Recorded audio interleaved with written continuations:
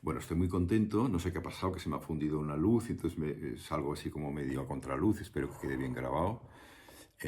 Bueno, voy a continuar un poco con el viaje a un mundo olvidado y hablar sobre el animismo, ¿no? Habíamos quedado que estaba en este taxi Bruce, en aquella especie de autobús, camioneta, destartalada, llena de gente que renqueaba como un animal apaleado y estábamos por el bosque, por la selva. Bueno, pronto no, estuvimos horas ahí. Era muy bonito. A veces había como unos lugares que yo quería parar, pero claro, era imposible que yo le dijera al conductor con toda aquella gente para que voy a hacer unas fotos, que si era imposible. Trataba de hacerlas por la ventana, pero no. Y porque de repente había como unos lugares como mágicos, con unas lagunas, pequeñas lagunas llenas de nenúfares y unas plantas que no sé cuáles son, con unas flores enormes, enormes, de colores, en el agua negra, negra, negra, y en algunas las ceibas, estos árboles sagrados, hundían sus raíces que parecían con el agua, quedaban como amarfiladas, ¿no? Eran de una belleza sublime. Pronto el bosque empezó ya a aclararse cada vez más y volvieron a aparecer los campesinos, las campesinas con sus machetes, llevando frutas, papayas enormes en la cabeza, portando también manos de plátanos, el ñame que lo estaban, que es un tubérculo, ¿no? Que está bajo tierra. El ñame es la comida principal de allá y ellos hacen el fufú, ¿no? Lo hierven, bueno, pero pelan evidentemente, lo hierven mucho y luego lo amasan, lo pilan, casi lo pilan como si fuera mijo, así, lo aprietan mucho y van amasando esta masa que es la comida principal de ellos y lo mezclan con salsa de cacahuetes, con un pescado que ahuman muy, muy, muy, muy negro y que huele muy fuerte. Y vamos, es la comida, es como si fuera el arroz en Asia, ¿no? O el pan en Oriente Medio, incluso aquí antes, etcétera. Es decir, es la comida básica. El primer ñame de la temporada es como el primer día del año nuevo para los Abrón, que es esta etnia que yo estaba estudiando, ¿no? Pertenecen al grupo Akan, que es el gran grupo que engloba a los Añí y a los Ashanti, que fueron los malos de la película, ¿no? Eran los que eran muy agresivos, muy imperialistas y fueron apartando a todos estos pueblos que fueron hacia lo que hoy es Costa de Marfil, que antes no era nada, porque antes del tratado este de Berlín, en la que con Escuadra de Cartabón se fijaron las fronteras de los países africanos desde un despacho en Europa, pues Costa de Marfil no existía. Y de hecho es un país muy artificial porque está hecho de trozos de los países de al lado de antiguos imperios, ¿no? Un trozo sería el de Kumasi, los Akan y de Ashanti, que estaría tocando al actual Ghana, es decir, al este. El norte pertenecería como al gran reino de Mali, están los Enufo, después otros grupos más relacionados con Burkina Faso. Y después ya en el oeste tendríamos grupos relacionados con los grupos que hay actualmente en Sierra Leona, Guinea Conakry, etc. Es decir, es un país inventado. Y después de salir de la selva y volver a los campos de cultivo y así, al cabo de poco llegamos a un pueblo que a mí me sorprendió porque era muy distinto de los pueblos de Costa de Marfil. Tenía otro tipo de arquitectura, más tipo Ghana, influenciado por el colonialismo británico, yo creo, unas casitas con veranda, a veces tipo un poco como la India, muy bonitas, muy, muy alineadas, con un urbanismo, es decir, una calle con todas estas casitas muy, muy bonitas. Después ya por detrás ya había todas las chozas africanas y tal, pero esto era como bastante, bastante bonito, y lo que era curioso es que estaba todo como si hubiera nevado, pero de un polvo rojo, del polvo rojo que traía el harmatán, que es el viento que viene del norte, que en realidad viene del desierto y que sopla durante nuestro invierno, diríamos, ¿no? Entonces lo llena todo de este polvo que se mete por todas partes, por la nariz, por las orejas, los ojos. Estás todo el día bueno, molesta mucho. Y aparte de esto hay los llamados feux de brousse, que son los fuegos que ellos hacen que queman trozos de la selva y de los campos y así, porque luego estas cenizas y así fecundan la tierra. Y esto es verdad si se hace no a gran escala, sino y para pequeños terrenos. Y los primeros años realmente hay más productividad, pero llega un momento que ya no. Y entonces lo que se hace es que se desgasta la tierra y ya es muy difícil que vuelva a crecer algo si no se aportan abonos y así. O sea que la cosa mientras era muy a un nivel muy primario, con menos población, pues iba funcionando y era efectivo, pero ahora no. Por eso se está intentando prohibir y de hecho se ha conseguido prohibirlo en muchas zonas. Bueno, cuando llegamos al poblado que se llama Quequerení, salieron todos los niños, toda la chiquillería que salían de todas partes. Entonces hay una cosa que a mí me encanta porque soy un aprovechado. Lo que me gustaba es que venían niños que no se sabía dónde salían y te cogían todo, todo, todo. La mochila, las cámaras, todo, y no te dejaban llevar ningún paquete, nada. Y entonces íbamos todos, como en procesión, a casa de la madre de Adjumani, que vivía en una cabaña, una choza cónica. Y bueno, y luego le llevábamos, le compramos arroz, algunos víveres en Avillán, cosas que en el pueblo pues no había o eran mucho más caras. Y claro, estuvo encantada, ¿no? Evidentemente. Me besó y entonces me hizo una cosa que me preguntó. En África, cada persona tiene unas prohibiciones que sus espíritus preferidos se las exigen.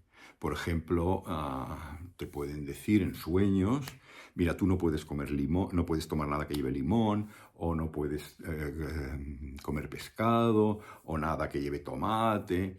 Y entonces, porque si tomas aquellas cosas que los espíritus te han prohibido, me parece que no me he duchado esta mañana, se nota, ¿eh? Bueno, es igual, ya me he dicho después. Bueno, si tomas aquellas cosas que los espíritus te han prohibido, te puedes encontrar realmente muy mal, ¿no? Y bueno, no puedes hacerlo porque es que es desafiarles, ¿no? Tampoco soy tan tiquismiquis, yo he ido por todos esos mundos de Dios y he comido lo que me han dado y así. Pero con aquella olor al pescado que habían ahumado sobre brasas y así, yo no podía con él. Tampoco podía con la salsa de cacahuetes. Los cacahuetes nunca me han gustado. Y aquellas salsas picantes así aún menos. Bueno, total. Que cuando ella me preguntó si tenía des interdits, bueno, lo dijo en su lengua, en la lengua brón, fue Adjumani que me lo tradujo. Y yo dije, sí, no puedo tomar pescado ahumado, no puedo con el fufú del ñame, que no me gusta, no puedo con la salsa de zagashid, es decir, de cacahuetes, es decir, le dije todo. Entonces me dijo, ¿qué puedes tomar? Y yo, arroz blanco y huevos, y durante 10 días me estuve alimentando para desayunar, comer y cenar con arroz blanco y huevos. Bueno, se me hizo como una especie de ladrillo en el estómago, que luego trabajo que tuve bueno, ya me entendéis. Claro, todos nos vestimos como de gala, ¿no? Porque al día siguiente empezaba la fiesta del ñame, que es la fiesta que marca como el año nuevo. Entonces ellos se pusieron un kente, que es esta tela muy bonita de colores, que es típica de Ghana y de esta parte de Costa de Marfil, ¿no? Y a mí me dieron una muy bonita donde predominaban los rojos, sangre, ¿no? Bueno, entonces fuimos a casa del rey. Antes ya me parece que dije en el otro capítulo que el rey era Kofi Murufi I. Pero Adjumani era pariente de este rey, pero en realidad él era hijo del rey anterior, previo, que murió. Pero como en África siempre hay una libertad muy sexual muy fuerte, y como siempre se dice que tu hijo, tú no sabes si es hijo tuyo, porque tu mujer igual lo ha tenido con otro. Por tanto, quien lleva la sangre de la dinastía es realmente la hermana mayor, la hermana del rey, que es de tu misma sangre, y por tanto sus hijos también son de tu misma sangre. En cuanto a los tuyos, no lo puedes asegurar. Vale, pero aunque Adjumani por esa razón ya no fuera príncipe, pertenecía a la familia real y entonces, claro, con él se abrían todas las puertas. Bueno, cuando llegamos al palacio del rey, que tampoco creáis que se fuese a un palacio alucinante. Era una de las casas estas bonitas de la calle principal, un poquito más grande, con el patio bastante más grande. Entonces, en este patio había primero una representación de de un monolito muy bonito, como con unas piedras, una cosa que se ve que hay muy pocos, ¿no? Que es como la representación como de una especie, como de la unidad, como una especie de Dios. Tampoco no es el Dios cristiano que lo ha creado todo, ¿eh?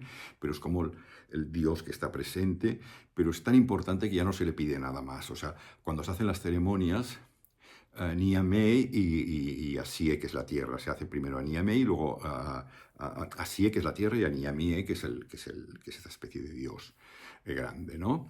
Y después ya se olvida, ya no se vuelve a recordar.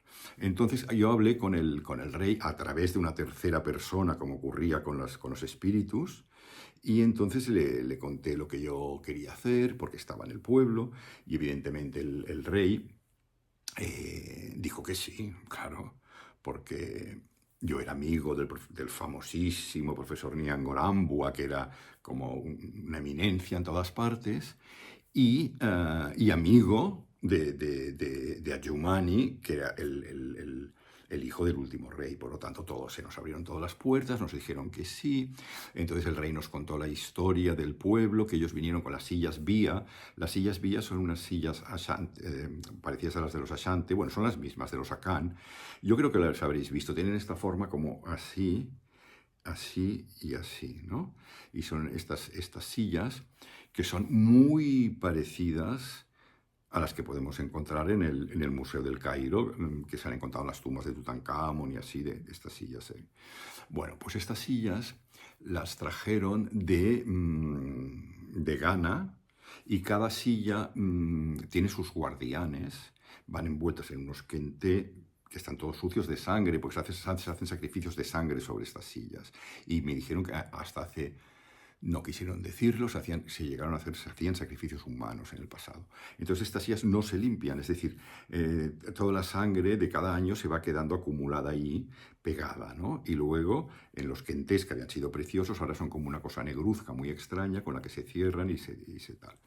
Bueno, pues estas sillas, cada una pertenece a uno de estos reyes, y entonces cuando se abren se van enumerando las hazañas de estos reyes. Y en una de las ceremonias que se hará, a la que yo no pude asistir porque estaba absolutamente prohibido, era el rey entra en trance y es poseído por los principales reyes anteriores, que le indican las cosas que tiene que hacer para que su gobierno sea más eficaz, etc. Es decir, cada año hay que renovar todos estos tratos con los ancestros y con las deidades y todo esto.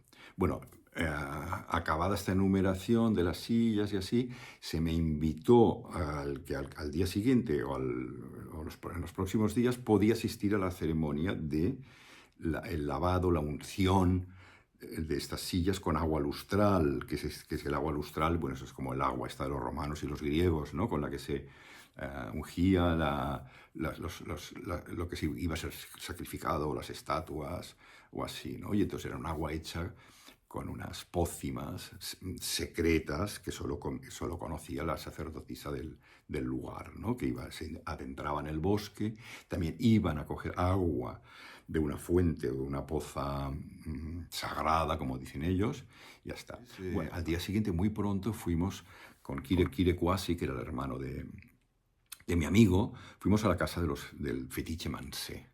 Entonces era una casa como bastante anodina, a diferencia de las que yo había visto con Kofi, que eran preciosas, de barro, con unas serpientes, afuera y unos idolillos y tal, que eran una maravilla, y el tejado de paja, cada año ponían más paja y al final quedaba una cosa, bueno, era maravilloso, parecía un cuento.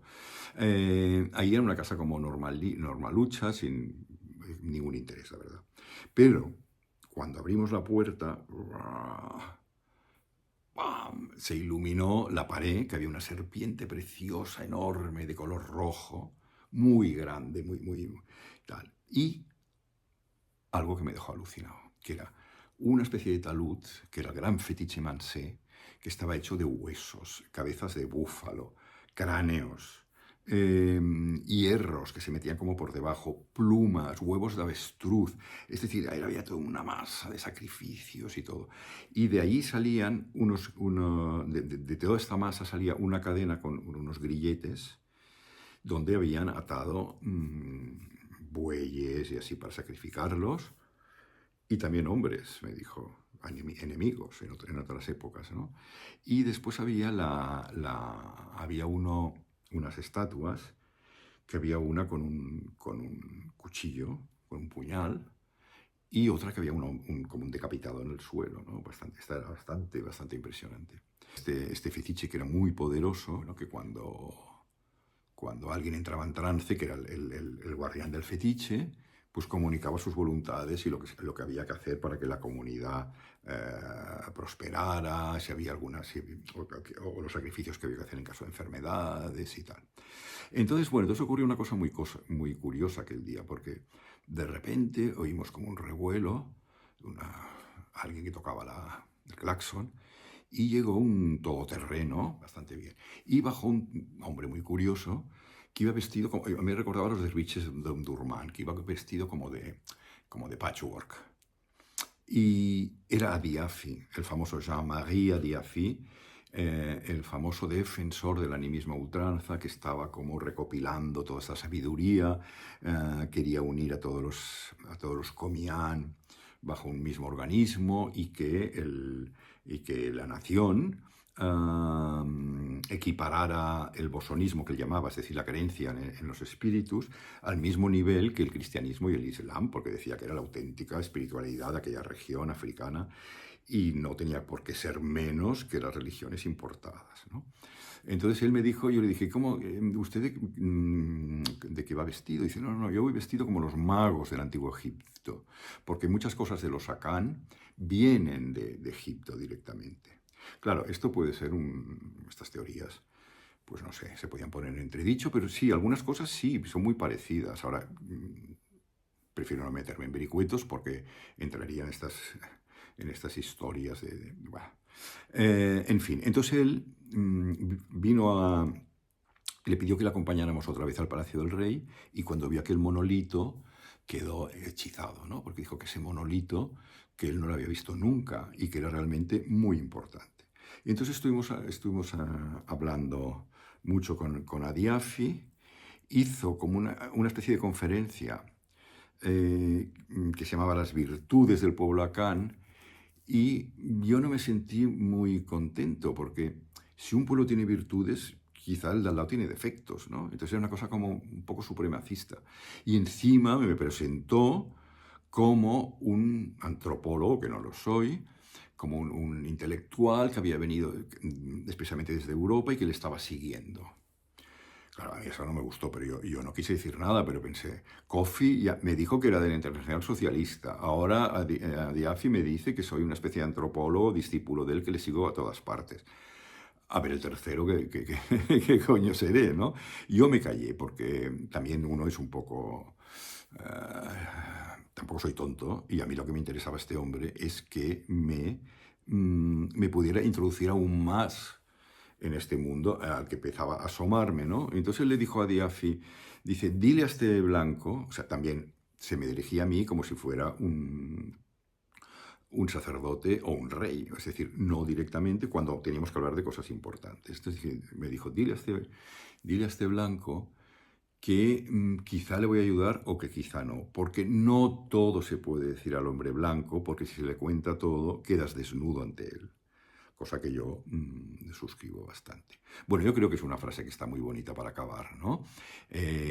Pues ya está. Nada más, un beso para todos y suscribíos, por favor. Creo que hay como una campanita que si la tocas te avisa cuando hay un coñazo, un pollazo nuevo de estos que estoy contando, ¿no? Pues nada más. Suscribirse y muchísimos besos a todos y unos abrazos estupendos, ¿eh? Me encantan los abrazos porque transmiten mucha energía.